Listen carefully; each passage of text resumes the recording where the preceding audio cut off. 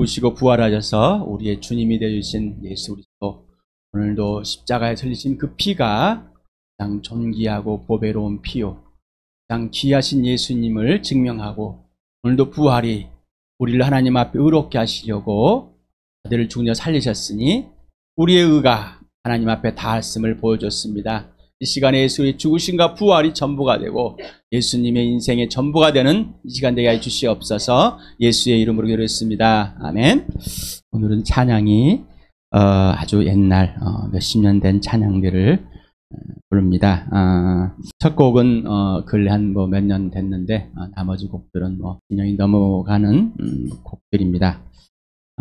뒤에 부를 곡들도 굉장히 좀 오래된 곡들을 부를 겁니다.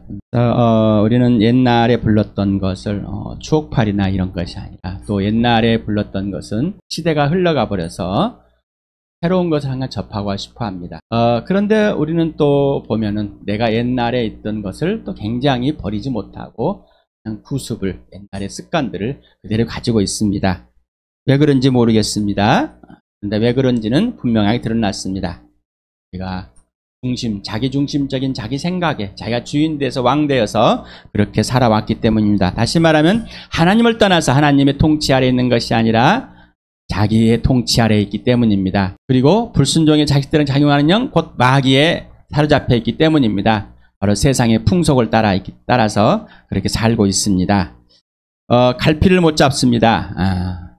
갈피를 못 잡는 인생의 문제가 이 시간에 해결되어 갈피를 잡는 사람이 되길 바랍니다.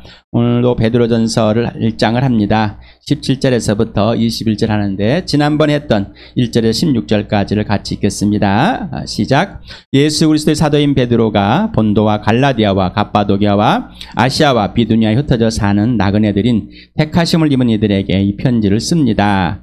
하나님 아버지께서 여러분을 미리 아시고 성령으로 거룩하게 해주셔서 여러분은 순종하게 되고 예수 그리스도의 핏부림을 받게 되었습니다. 여러분에게 은혜와 평화가 더욱 가득 차기를 빕니다. 우리 주 예수 그리스도 하나님 아버지께 찬양을 드립시다. 하나님께서는 그 크신 자비로 우리를 새로 태어나게 하셨습니다. 그리하여 그는 죽은 사람들 가운데서 예수 그리스도가 부활하심으로 말미암아 우리로 하여금 산 소망을 갖게 해주셨으며 썩지 않고 더러워지지 않고 낡아 없어지지 않는 유산을 물려받게 하셨습니다. 이 유산은 여러분을 위하여 하늘에 간직되어 있습니다. 하나님께서는 여러분의 믿음을 보시고 그의 능력으로 여러분을 보호해 주시며 마지막 때 나타나길 되어 있는 구원을 얻게 해주십니다. 그러므로 여러분이 지금 잠시 동안 여러 가지 시련 속에서 어쩔 수 없이 슬픔을 당하게 되었다 하더라도 기뻐하십시오. 하나님께서는 여러분의 믿음을 단련하셔서 불로 단련하지만 결국 없어지고 마는 금보다 더 귀한 것이 되게 하시며 예수 그리스도께서 나타나실 때 여러분에게 칭찬과 영광과 존귀를 얻게 해주십니다. 여러분은 그리스도를 본 일이 없으면서도 사랑하며 지금 그를 보지 못하면서도 믿으며 말로 다 표현할 수 없는 즐거움과 영광을 누리면서 기뻐하고 있습니다. 여러분은 믿음의 목표 곧 여러분의 영혼의 구원을 받고 있는 것입니다. 예언자들은 이 구원을 자세히 살피고 연구하였습니다. 그들은 여러분이 받을 은혜를 예언하였습니다. 누구에게 또 어느 때에 이런 일이 일어날 것인지를 그들이 연구할 때 그들 안에서 계신 그리스도의 영이 그리스도에게 닥칠 고난과 그 뒤에 올 영광을 미리 증언하여 드러내 주었습니다. 예언자들은 자기들이 섬긴 일들이 자기들을 위한 것이 아니라 여러분을 위한 것임을 계시로 알게 되었습니다. 그 일들은 하늘로부터 보내주신 성령을 힘입어서 여러분에게 복음을 전할 사람들이 이제 여러분에게 선포한 것입니다. 그 일들은 천사들도 보고 싶어한 것입니다.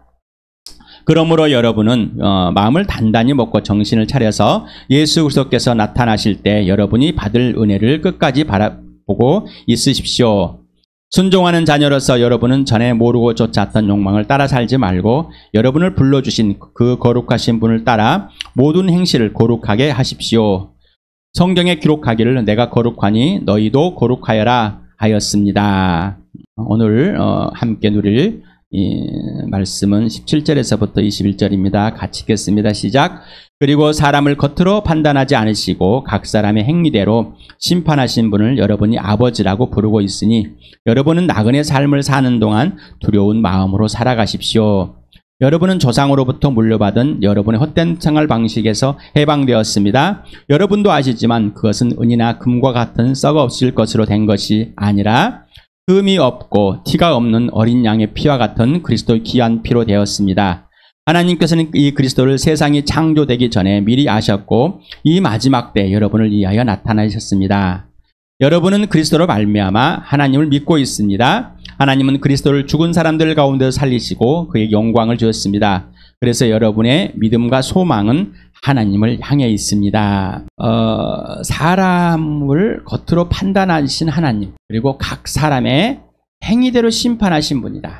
이런 하나님을 아버지라고 부르고 있다. 그러니 이 땅에 잠깐 사는 나그네 삶을 사는 동안 살 때 두려운 마음으로 살아가십시오. 내용들을 봅니다. 겉모양으로 판단하지 않으시고 헬라어로 아프로소폴레푸토스라는 이 단어입니다. 굉장히 길죠. 이 베드로 전서에 한 번 사용하는 단어인데 요거는 아라는 부정어가 포함되어 있습니다. 그래서 얼굴이라는 단어와 그다음 받음이라는 단어가 이렇게 합성이 되었습니다. 그래서 얼굴을 받아들이지 않는다. 다시 말하면 겉모양 표면적으로 받아들이지 않는 그 모습입니다. 그래서 외모로 받아들이지 않는, 외모로 보지 않는, 그리고 이거를 이제 뒤에 있는 의미적인 의미를 보니까 공평하게, 공정하게라고 이렇게 또 뜻을 가질 수 있습니다. 하나님께는 심판하신 분이다. 라면서 크리노라는 이 단어는 결심, 판정, 판결 이렇게 또 나누다. 그래서 이 단어는 114회 신약에서 굉장히 좀 많이 사용된 단어입니다. 여기는 분사 현재 능동틀에서 해서 하나님은 우리를 심판해 오고 있습니다. 심판해 오고 있습니다. 심판해 오고 있는 겁니다. 그래서 이 심판의 시작은 예수 그리스도가 나타나실 때입니다. 뒤에 나옵니다만은 예수님이 육신으로 이 땅에 오셨을 때부터 심판이 시작됐습니다. 그래서 죽으시고 부활하심으로 하나님의 심판을 직접 눈앞에서 보여준 것입니다. 그래서 모든 사람이라고 나와 있습니다. 그래서 모든 사람, 그래서 모두라는 단어와 그래서 모두, 그 다음에 행위라는 단어가 합쳐진 건데, 그래서 모든 사람을 해서 각자 많이 했었죠. 몇 번 했었죠. 헤카스토스라는 이 단어는 에브리원, 각 사람.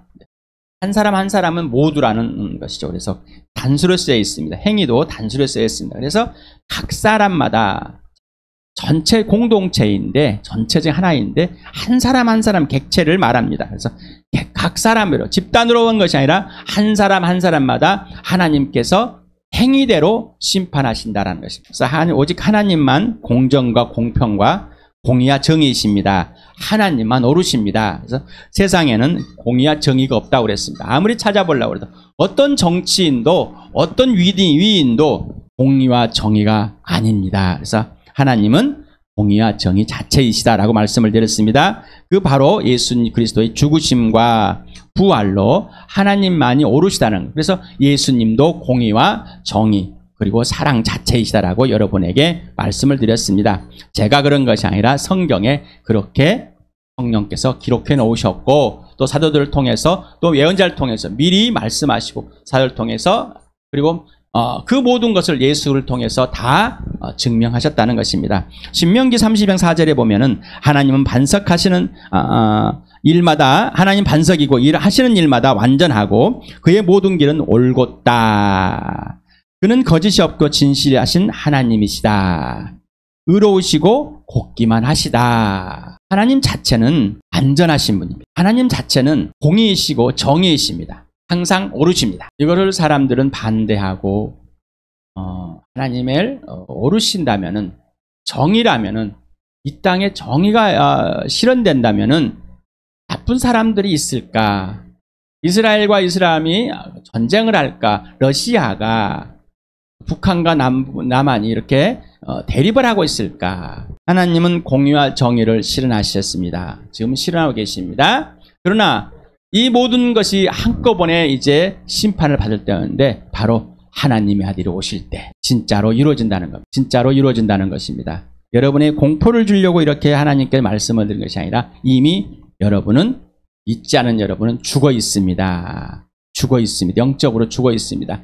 그래서 그 육신이 죽음으로써 우리가 죽음에 있다는 것을 분명히 알려줬고, 그러나 이 육신의 죽음, 몸의 죽음이 전부가 아니라 영원한 죽음이 이미 시작이 되어버렸다는 것이고, 이 영원한 죽음에서 하나님을 떠나버렸기 때문에 영원한 죽음이 있는 우리를 살리시려고 하나님의 아들을 이 땅에 2000년 전에 사람들의 눈앞에 직접 보이시고, 직접 사람들 눈앞에서 죽여주시고, 또 죽게 하시고, 또 사람 눈앞에서 무덤에서 다시 살려내서 역사 속에 실제 존재해서 사람들이 눈에 확인하고 만져보고 먹고 같이 함께 놀고 함께 누렸던 그 사실, 그거를 모든 사람에게 보여줬습니다. 이사야서 5장 16절에는 이렇게 써, 그러나 만군의 여호와께서는 공평하셔서 높임을 받으시고 거룩하신 하나님은 공의로 오셔서 거룩하신 분으로 기림을 받을 것이다. 개역개정에 이렇게 번역을 해놨습니다. 오직 만군의 여호와는 정의로우심으로 높임을 받으시며 거룩하신 하나님은 공의로우심으로 거룩하다 일컬음을 받으시렵니다.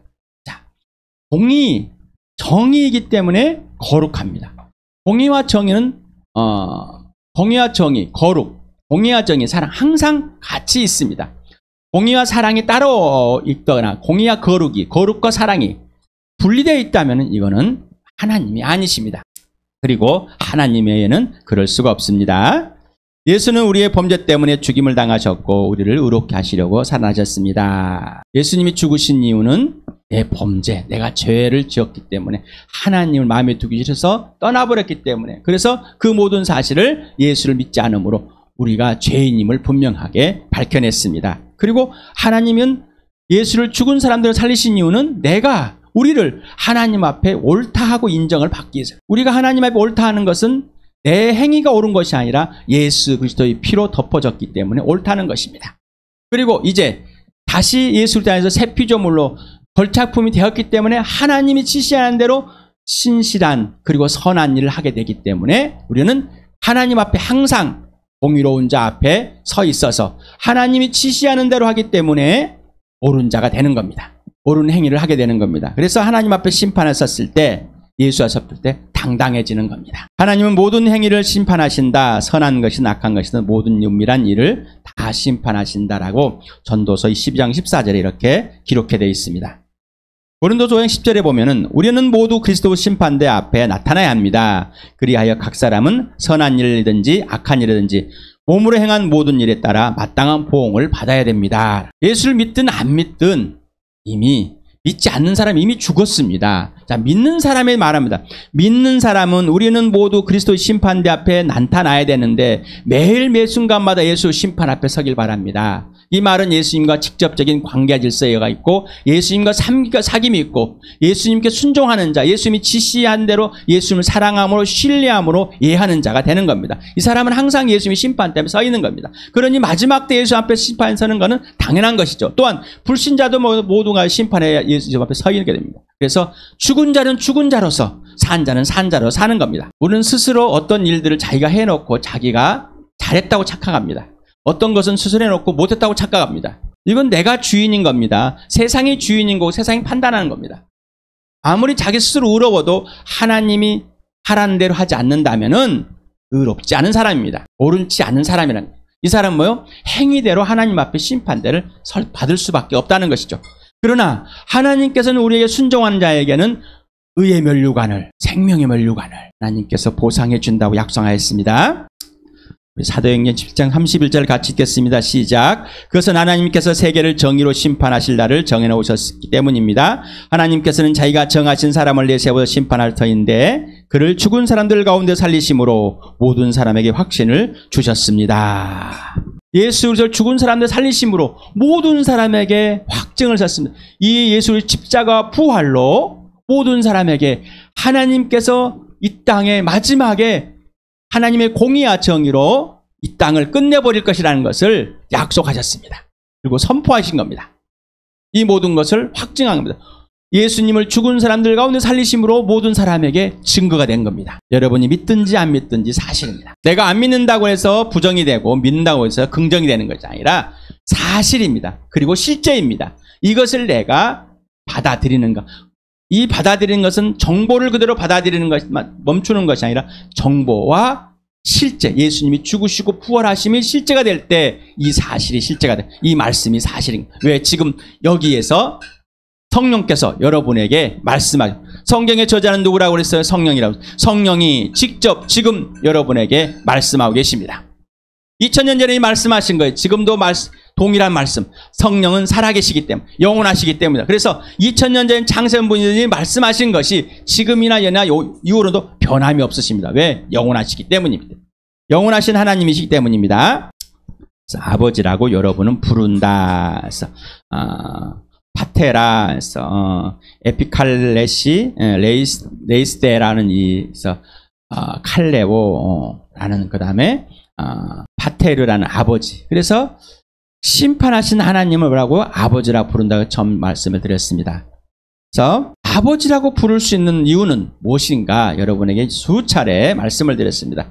예수님의 아버지이기 때문에 내 아버지이고 예수님이 하나님이기 때문에 내 하나님이라고 했어요. 구약에서는 나의 아버지가 되고라고 말씀하셨는데 너희 하나님이 되고 말씀하셨는데 왜?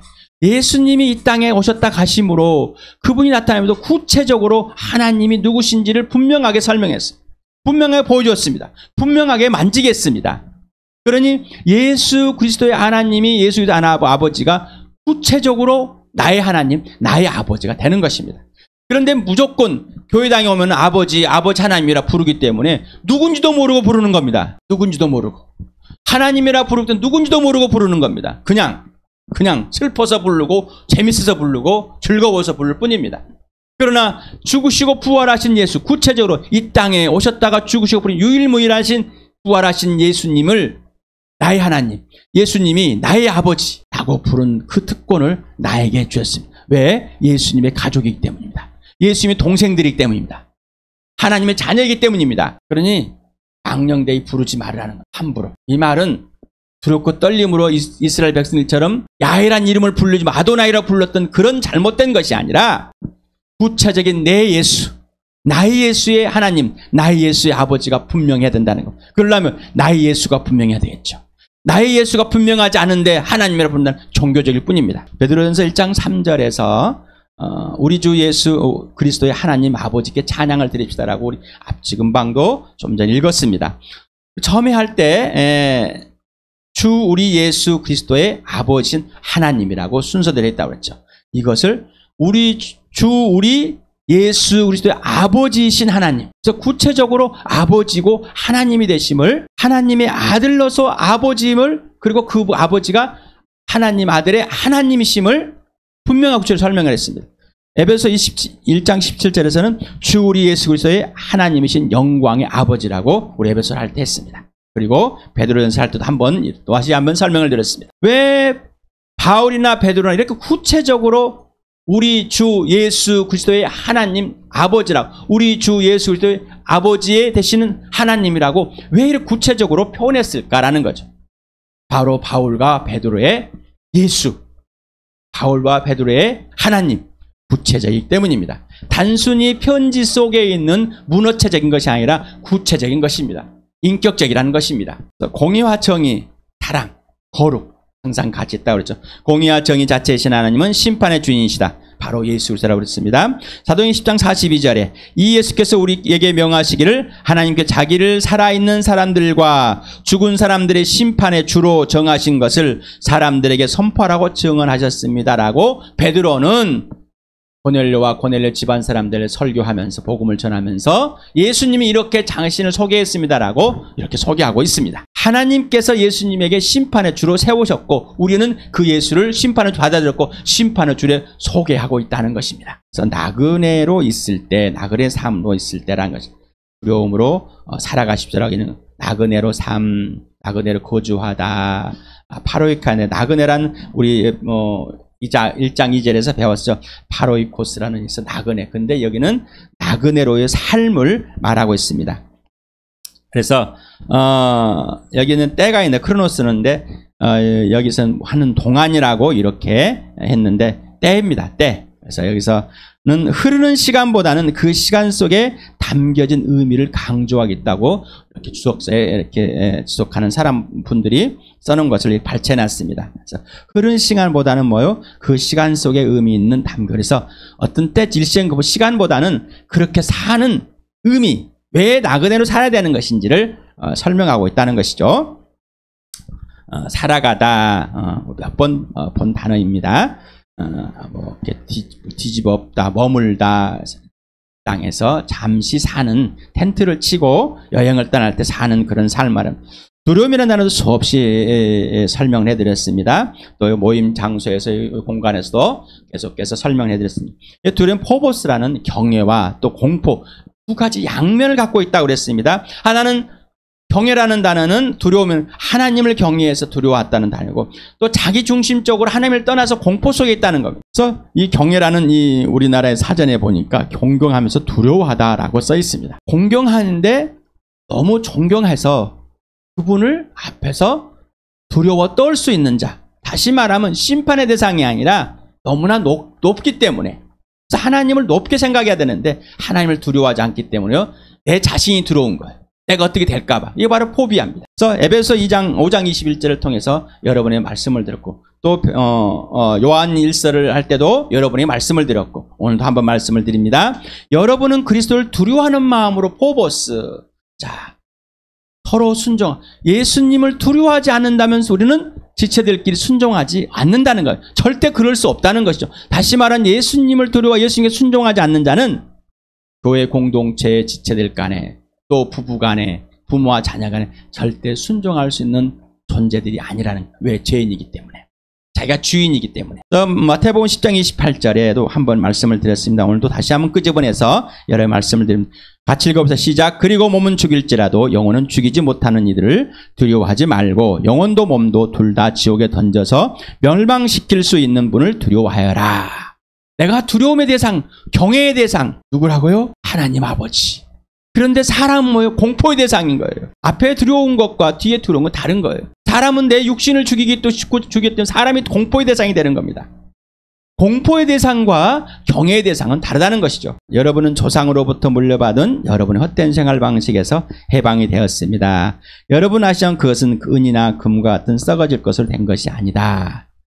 자, 예수 그리스도와 비교를 했죠. 금과 은. 우리 땅에서는 금과 은이 가장 귀하였습니다. 지금도 마찬가지로 금값이 정말 금값을 하고 있습니다. 자, 그런데 예수 그리스도와 또 이 구원, 나의 존재 가치가 회복된 이 사실을 금과 은과 비교해서, 금과 은은 뭐예요? 안 썩은 같지만 썩어 없어요. 다시 말하면 썩어 없어진다는 것은 이 세상에 오면 이 금과 은은 예수님 다시 오실 때 끝나버린, 다 타버린다는 것이, 없어질 거라는 것입니다. 그러나 우리는 금은 영원할 것 같습니다. 금을 아무리 놔둬도 사라지지 않는 것을 보았기 때문이죠. 색깔이 조금 변할 수는 있지만 진짜 순금은 거의 변하지 않는 걸 또 봅니다. 그래서 그런 표현으로는 여러분 조상으로부터 물려받은이라는 이 단어가 있습니다. 그래서 유전된, 그래서 헛된 것. 여러분 헛된 것이 무엇인 줄 아십니까? 헛된 게 뭘까요? 여러분은 헛된 걸 뭐가 헛되다고 생각해 보셨습니까? 생활 방식이라는 아나스트로페라는 이 헬라어 단어인데, 삶의 방식, 행동 양식, 행실. 예. 여러분은 당신의 불신자인 조상으로부터 물려받은 헛된 생활 방식, 행동 양식, 삶의 방식, 행실은 어떤 것들입니까? 헛된 것들이 어떤 거예요? 이 기준은 예수 그리스도밖에 없습니다. 내가 어떤 것을 받아들였는지 모릅니다. 자기도 모르게 고굴하게 되고, 자기 모르게 울게 되고, 자기도 모르게 뭔가 됩니다. 뭐가 틀렸는지 옳은지도 모릅니다. 왜냐하면 세상의 풍속에 따라 기준이 달랐습니다. 세상의 철학들은 계속 변합니다. 미의 기준도 변하고, 부의 기준도 변하고, 건강 기준도 변합니다. 지금은 웰빙 시대다, 건강 시대다. 전에는 뭐예요? 먹고 사는 시대다. 똑같이 먹고 사는데 얼마나 잘 먹고 얼마나 오래 사는가가 관심대입니다. 그래서 계속해서 줄기세포를 만들어서 100세를 넘기고 싶은, 또 복제를 해서 나 같은 사람을 또 만들어 싶어서, 그래서 나의 존재를 좀 이 땅에서 더 많이 알려주고 싶은, 인정받고 싶은, 인정되고 싶은 그런 삶을, 여러분 불신자인 조상들부터 어떠한 생활 양식과 생활 방식과 행동 양식들을 배우고 왔습니까? 여러분은 어떤 가치관을 배워왔습니까? 그것이 가장 중요하다고 생각했습니까? 어떤 것들을? 다시 말하면 금이나 은, 돈, 명예 이거를 배워왔습니까? 진짜입니까? 편한 걸 배워왔습니까? 진짜입니까? 근데 예수를 믿으면은 고난에 참여, 불편함에 직접 죽기까지 가야 한답니다. 여러분은 어떻습니까? 자, 다시 또 한번 다른 질문을 해볼게요. 여러분, 기독교라는 이 문화 속에서 어떤 걸 배워왔습니까? 진짜입니까? 그게? 왜 그랬는지 질문해 보셨습니까? 어떤 기준으로, 어떤 가치관으로 이렇게 왔는지, 왜 이런 말을 내가 해야 하고 이런 행동을 해야 하는지 여러분 어떤 기준으로 판단이 됐습니까? 자, 이 모든 것들이 다 뭐예요? 하나님 앞에서 하나님이 해당하는 대로 하지 않는다면은, 예수님이 기준에 난다면 이 행실들은 하나님 앞에 심판의 대상이 된다는 것이죠. 여러분 생각해 보셨습니까? 고민해 보셨습니까? 여러분 예수님께 물어보셨습니까? 성령님께 물어봤냔 말이죠. 근데 여러분은 이제 하라는 일 합니다. 11조랑 왜 11조 합니까? 왜 헌금합니까? 왜 주일을 특별하게 만든 주일 성수라고 말합니까? 왜 안식일처럼 지켜야 됩니까? 그럼 나머지 날들은요? 나머지 사람들은 왜 직장하고 교회는 거룩한 것이고 세상은 직장은 속되다고 하십니까? 왜 목사는 거룩한 성직자이고 여러분은 안성직자입니까? 누가 그래놨습니까? 모르십니까? 판단해 보셨습니까? 예수 그를 통해서 이제 세상에서 그러한 거에서 끄집어내서 진짜 하늘에 간직된 영원한 생명, 영원한 곳, 하나님 나라의 사람으로 이미 다시 태어났단 말이에요. 거룩하게 되었단 말입니다. 그러면은 이제는 멈추라는 것이죠. 하나님을 두려워하는 마음으로 이 땅에서 나그네로 진짜 살아가는 거예요. 이 땅의 것을 뭘 챙겨놓을까, 뭘 많이 만들어 놓을까, 이것이 없으면 불안할까, 이건 다 거짓말이라는 겁니다. 가짜라는 겁니다. 흠이 없고 티가 없는 어린 양의 피와 같은 그리스도의 귀한 피로 되었습니다. 아까 존귀한 우리 주의 보혈이란다 했습니다. 이 단어를 사용하는 것은 바로 여기밖에 없습니다. 그래서 이렇게 오직 귀한 피 같은 어린 양, 흠 없고 티가 없는 그리스도, 이렇게 헬라의 순서가 이렇게 되어 있습니다. 이거를 직역을 해보면 흠 없고 그리고 티가 없는 그리스도의 어린 양 같은 귀한 피, 이게 직역을 하는 것, 이게 더 옳게 생각이 됩니다. 좋습니까, 여러분은? 한번 성경에 있는 개역개정이라든가 세번역이라든가 뭐 우리말 다른 번역들 보시면서 왜 직역을 이대로 하지 않았고 꼭 의역을 하셨을까? 좀 저는 의문을 던져봤습니다. 그래서 아까 보혈, 한자로서는 뭐요? 보배 법자에다 피혈자, 여기만 이게 보혈로. 그래서 그런데 이 한 구절에서 보혈 이렇게만 나와 있는데 가장 귀한 피라고만 써 있는데 왜 찬송가마다 찬양을 할 때마다 보혈이라고 불렀을까? 구절 하나만 나와 있으면 별로 가치가 없다고 생각하는데 가장 귀한 정말 예수 그리스도의 피, 예수님이 가장 귀한 존재이기 때문에, 하나님의 아들이기 때문에 그 피는 가장 귀하다, 가장 보배롭다는 것이죠. 그래서 모든 사람들이, 아마 찬양하는 사람들이 또 시를 쓰는 설교하는 분들이 다 보배라고, 보배로운 피라고 하는, 그냥 보배 하니까 보혈 하니까 하는 게 아니라 왜 가장 가치가 어떤 것과 비교할 수 없는, 금과 은과 비교할 수 없는 가장 가치 있는 예수 그리스도의 죽으심과 부활이라는 것입니다. 하나님께서는 이 그리스도를 창세전에 그리고 보여주셨습니다. 그러니까 여기에 뭐냐면은 이미 알고 지금까지 알고 있는 상태를 말하는 것으로 예수 그리스도의 구원의 주로 미리 정하셨고, 그리고 창세전에 이미 존재하심, 그래서 이걸 신학적으로 선재했다, 뭐 이렇게 표현하고 있습니다. 나타나다라는 것입니다. 이미 구체적이고 명백하게 눈에 보이시고 성육신에서 죽으시고 부활하시는 이 모습을 보여준 겁니다. 누구의? 사람들에게. 그래서 심판의 주로, 구원의 주로 이미 정해놓고 때가 참에 나왔다는 것입니다. 그래서 이제 마지막 때라는 이 단어가 나옵니다. 마지막 때. 예수님이 이 땅에 오실 그때가 마지막이 아니라 이미 예수님이 성육신할 때 마지막 때가 시작됐다는 것이죠. 그래서 히브리서 1장 2절에 똑같은 단어로 나와 있습니다. 그 다음에 세상의 끝날까지 히브리서 9장 20절에, 그리고 갈라디아서 우리 4장 4절에 때가 참에라는 이 단어가 나와 있어요. 때가 참에, 예수님이 이 땅에 오셨다는 사실. 때가 찼어. 그 기한이 다가왔기 때문에 하나님께서, 하나님의 계획 속에서 예수님이 이 땅에 오셨다가 가셨다는 것입니다. 자, 마지막 때입니다. 우리의 삶은 오늘 하루하루가 종말의 삶이고 마지막의 삶입니다.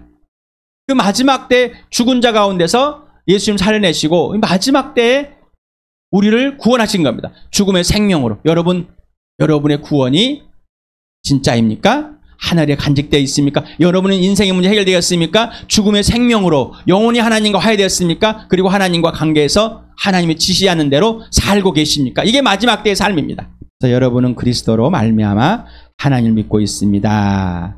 하나님을 믿을 수 있는 건 뭐라고요? 예수 그리스도를 말미암아. 예수님 때문에 하나님 믿을 수 있는 겁니다라는 거죠. 그런데 자꾸 우리는 교회에서 예수를 통해서만 하나님을 믿는 것이 아니라 자꾸 다른 것을 해가지고 하나님을 믿고 있다고 착하게 만들어버렸다는 거예요. 이게 잘못된 가치관, 잘못된 유산이라는 겁니다. 하나님은 예수를 죽은 사람 살리셨습니다. 그래서 뭐요? 모든 사람에게 주님이 되기 영광이 되는. 이 말은 뭐냐? 사람들이 예수님 왔을 때 때려 죽여버렸습니다. 그리고 지금도 예수를 믿지 않으면 인정하자. 그러나 예수님을 죽은 사람 살리심으로 예수님께 영광을 주셨다는 것은 예수님이 하나님의 자녀임을, 아들임을 확증해 있다는 것입니다. 그리고 우리는 이 예수를 믿음으로 또 산 소망을 누구에게 갖고 있다고요? 하나님께. 그래서 우리의 믿음이, 우리의 소망이 하나님께 이미 간직되어 있다. 하나님 안에 들어있다는 것입니다. 그 믿음을 내가 소유했냐 안 소유했냐 막 내가 안 되면 잘못하면 나는 믿음이 없어. 나는 좀 하면 믿음이 있는 것 같아. 이런 게 아니라 우리의 구원은 하나님께 있고 하나님의 수준으로 우리의 믿음은 하나님께 있고 하나님 수준으로 우리의 소망도 하나님께 있고 하나님 수준으로 되어 있다는 것입니다. 누가 책임을 지고 있다고요? 하나님이. 구체적으로 삼위 하나님 중에 성령님이 책임지고 있다는 사실을 계속해서 말씀을 드리고 있습니다.